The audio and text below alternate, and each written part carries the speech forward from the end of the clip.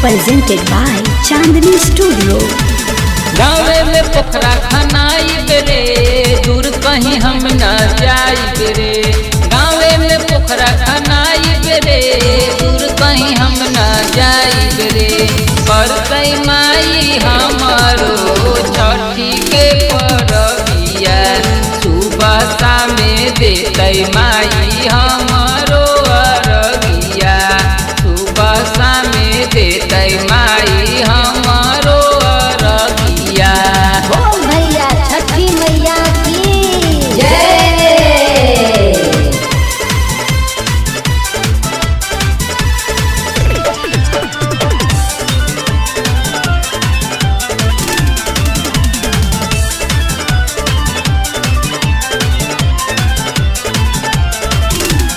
हाजीपुर हम जाई बेरे केलवा से घोदे ले आई बेरे केलवा से घोदे ले आई बेरे। हाजीपुर हम जाई बेरे केलवा के घोदे ले आई बेरे। करतै माई हमारो छठी के परबिया जोरा कलश पवा माई दिहतै अरगिया जोरा नरियरवा माई दिहतै अरगिया। बोल भैया छठी मैया की जय।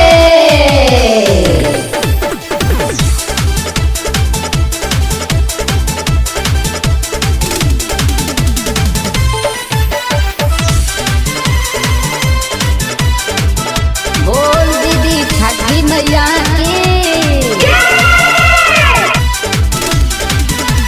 रत भर हम जगबै रे ठेकुआ कसार बनबै रे ठेकुआ कसार बनबै रे। रत भर हम जगबै रे ठेकुआ कसार बनबै रे।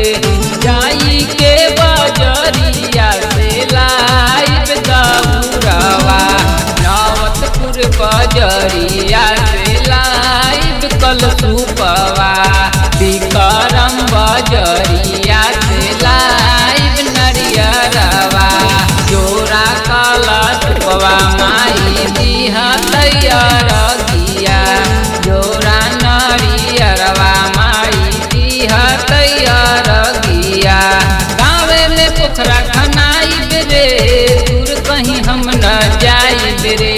गाँवे में पोखरा खनाई बेरे दूर कहीं हम न जाई बेरे। करतै माई हमारो छठी के परबिया सुबह शामे देतै माई हमारो अरगिया सुबह शामे देतै।